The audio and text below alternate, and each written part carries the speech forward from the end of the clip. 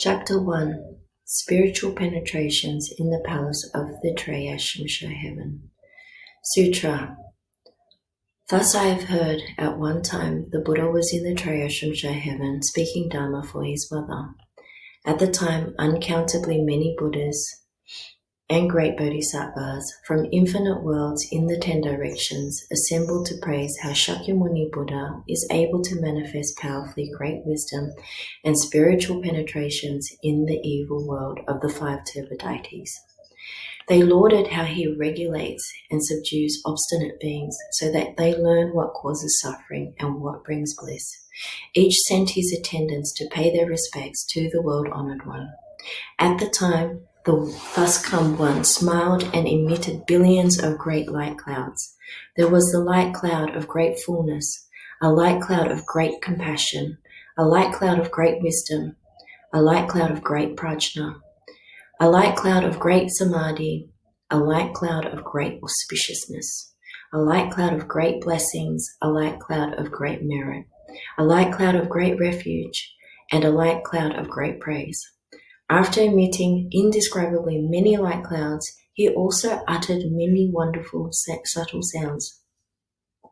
There was the sound of Dana Paramita, the sound of Shila Paramita, the sound of Kashanti Paramita, the sound of Virya Paramita, and the sound of Dhyana Paramita, and the sound of Prajna Paramita. There was the sound of compassion, the sound of joyous giving, the sound of liberation, the sound of no outflows, the sound of wisdom, the sound of great wisdom, the sound of the lion's roar, the sound of the great lion's roar, the sound of thunderclouds, and the sound of great thunderclouds. After he uttered indescribably many sounds, countless millions of gods, dragons, ghosts, and spirits from the Saha and other worlds also gathered in the palace of the Trayashamsha Heaven. They came from the heaven of the 4 kings, the Trayashamsha Heaven, the Suyama Heaven, the Tushita Heaven, the Blissful Transformation Heaven, the Heaven of Comfort gained through others' transformation. They came from the heaven of the multitudes of Brahma, the heaven of the ministers of Brahma, the heaven of the great Brahma Lord, the heaven of lesser light, the heaven of limitless light, the heaven of light sound, the heaven of lesser purity, the heaven of limitless purity, and the heaven of universal purity. They came from the birth of blessings heaven, the love of blessings heaven, the abundant fruit heaven, the no thought heaven, the no affliction heaven, the no heat heaven, the good views heaven, the good manifestation heaven, the ultimate form heaven, the Maheshwara heaven, and so forth, to the heaven of the station of neither thought nor non-thought. All those groups of gods, dragons, ghosts, and spirits came and gathered together. Moreover, sea spirits, river spirits, stream spirits, tree spirits, mountain spirits, earth spirits, brook and marsh spirits, sprout and seedling spirits, day, night, and space spirits, heaven spirits, food and drink spirits, grass and wood spirits, and other such spirits from the Saha and other worlds came and gathered together. In addition, all the great ghost kings from the Saha and other worlds came and gathered together. They were the Ghost King Evil Eyes, the Ghost King Blood Drinker, the Ghost King Essence and Energy Eater, the Ghost King Fetus and Egg Eater, the Ghost King Spreader of Sickness, the Ghost King Collector of Poisons, the Ghost King Kind-Hearted, the Ghost King Blessings and Benefits, the Ghost King Great Regard and Respect, and others. At the time, Shakyamuni Buddha said to the Dharma Prince Bodhisattva, Mahasattva, Manjushri, As you regard these Buddhas, Bodhisattvas, gods, dragons, ghosts and spirits from this land and other lands, who are now gathered in the Triumphant heaven, do you know their number? Manjushri said to the Buddha, world-honored one, even if I were to measure and reckon with my spiritual powers for 1,000 eons, I would not be able to know their number. The Buddha told Manjushri regarding them with my Buddha eye, I also cannot count them all. Those beings that have been taken across, are being taken across, will be taken across, have been brought to accomplishment, are being brought to accomplishment, or will be brought to accomplishment by Earth-Store Bodhisattva throughout many eons. Manjushri said to the Buddha, world-honored one, throughout many eons I have cultivated good roots, and my wisdom has been certified as being unobstructed. When I hear what the Buddha says, I immediately accept it with faith. But sound hearers of small attainment, gods, dragons, and the rest of the Eightfold Division, and beings in the future who hear the thus come ones, true and sincere words will certainly harbour doubts.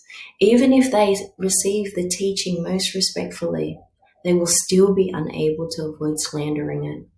My only wish is the world-honored one will proclaim for everyone what practices Earth-Store Bodhisattva did and what vows he made while still on the level of planting causes that now enable him to succeed in doing such inconceivable deeds.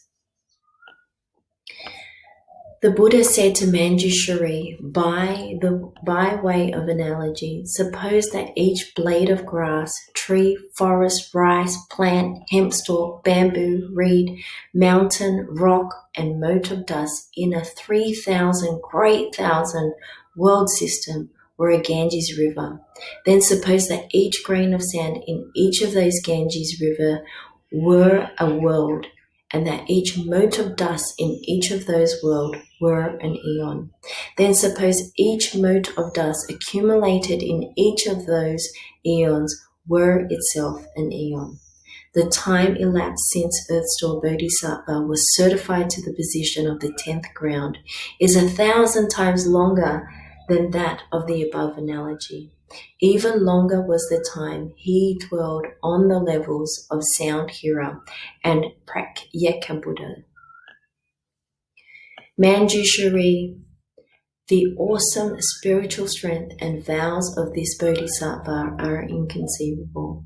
If good men or women in the future hear this Bodhisattva's name, praise him, behold and bow to him, call his name, make offerings to him, or if they draw, carve, cast, sculpt, or make lacquered images of him, such people will be reborn in the heaven of the 33 100 times and will never fall into the evil paths.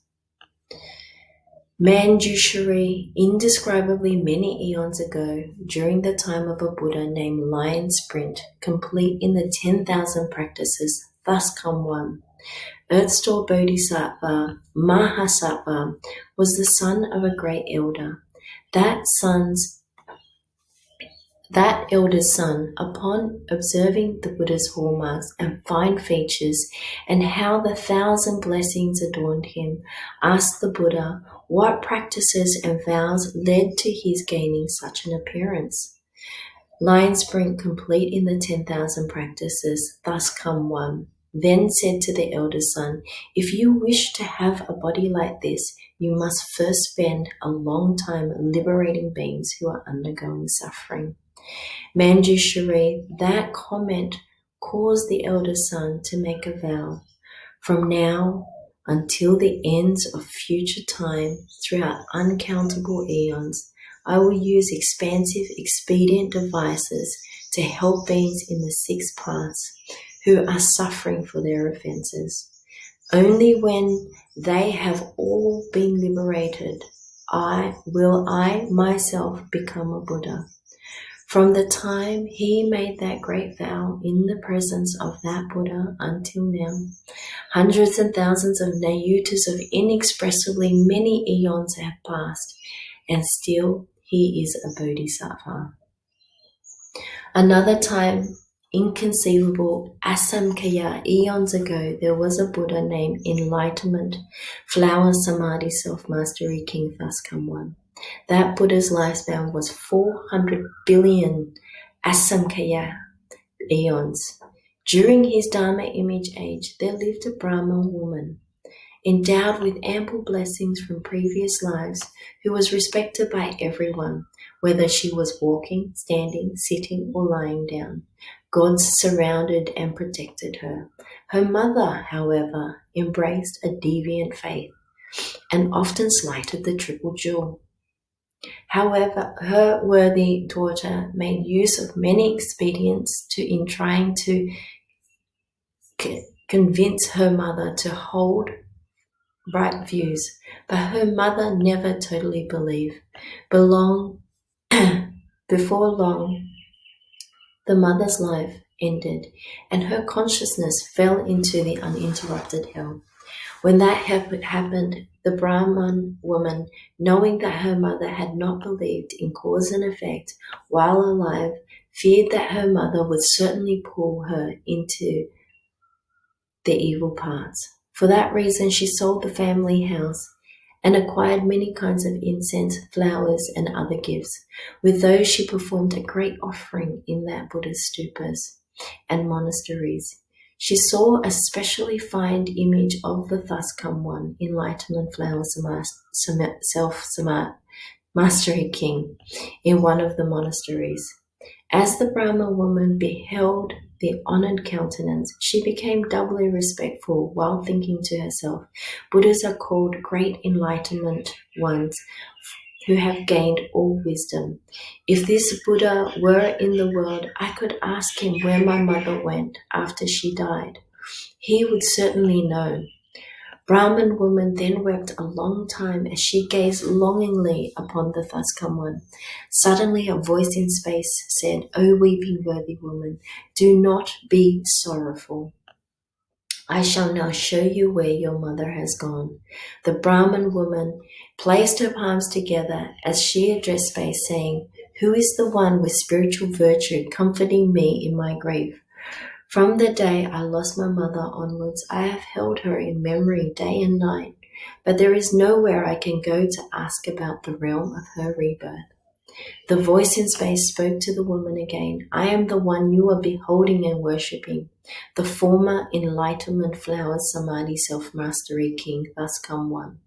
Because I have seen your regard for your mother is double that of ordinary beings, I have come to show you where she is. The Brahman woman suddenly lunged towards the voice she was hearing and then fell, injuring herself severely.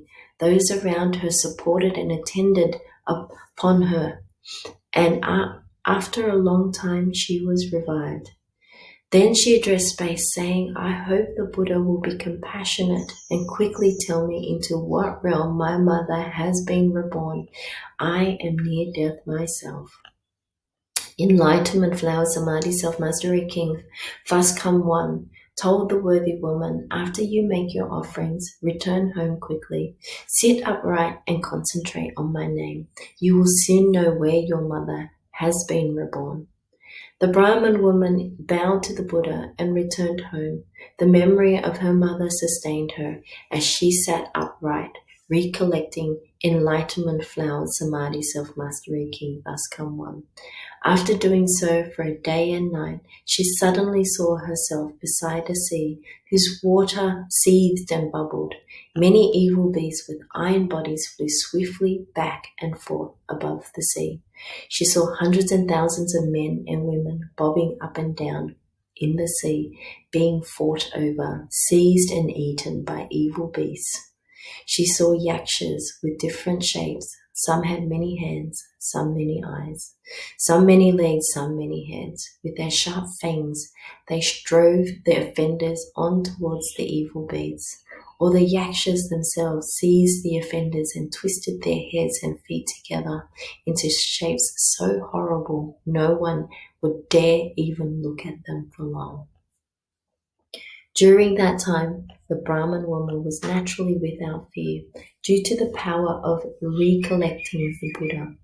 A ghost king named Poisonless bowed his head in greeting and said to the worthy woman, "Welcome, O Bodhisattva. What conditions brings you here?" The Brahmin woman asked the ghost king, "What is this place?" Poisonless replied, "We are on the western side of the great Iron Ring Mountain, and this is the first of the seas that encircle it." The worthy woman said, "I have heard that the hells are within the Iron Ring. Is that actually so?" Poisonless answered, "Yes, the hells are here." The worthy woman asked, "How have I come to the hells?" Poisonless answered, "If it wasn't awesome spiritual strength that brought you here, then it was the power of karma. Those are the only two ways anyone comes here." The worthy woman asked, "Why is the water seething and bubbling? And why are there so many offenders and evil beasts?" Poisonless replied, "These are the beings of Jambudvipa who did evil deeds. They have just died and passed through 49 days without any surviving relatives doing any meritorious deeds on their behalf to rescue them from their distress. Besides that, during their lives, they themselves didn't plant any good causes. Now their own karma calls forth these hills. Their first task is to cross this sea. 10,000 yojanas east of this sea is another sea in which they will undergo twice as much suffering. East of that sea is yet another sea where the sufferings are doubled still again. What the combined evil causes of the three karmic vehicles evoke is called the Sea of Karma.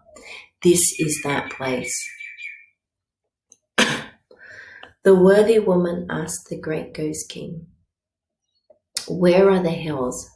Poisonless answered, "Within the three seas are hundreds and thousands of great hells, each one different. 18 of those are known as the great hells. 500 subsequent ones inflict limitless cruel sufferings. Following those are hundreds and thousands that inflict limitless further sufferings." The worthy woman again questioned the great ghost king. "My mother died recently, and I do not know where she has gone." The ghost king asked the worthy woman, "When the Bodhisattva's mother was alive, what habits did she have?" The worthy woman replied, "My mother held deviant views and ridiculed and slandered the triple jewel. Even if she occasionally believed, she would soon become disrespectful again. She died recently, and I still do not know where she was reborn."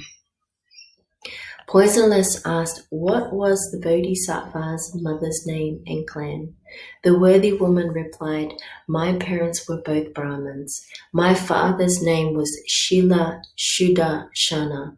My mother's name was Yudi Li."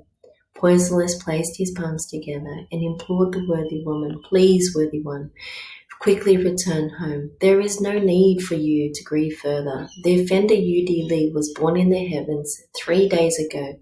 It was said that she received the benefit of offerings made and blessings cultivated by her filial child, who practiced giving to enlightenment flower samadhi self-mastery king thus come one, at stupas and monasteries. Not only was the Bodhisattva's mother released from the hells, all the other offenders who were destined for the uninterrupted hell received bliss and were reborn together with her." Having finished speaking, the ghost king put his palms together and withdrew. The Brahma woman returned swiftly as if from a dream, understood what had happened, and then made a profound and far-reaching vow before the stupas and monasteries and stupas and images of enlightenment flower samadhi self-mastery king thus come one, saying, "I vow that until the end of future eons, I will respond to beings suffering for their offenses by using many expedient devices to bring about their liberation." The Buddha told Manjushri, "The ghost king Poisonless is the present Bodhisattva foremost wealth. The Brahman woman is now earth's Lord Bodhisattva."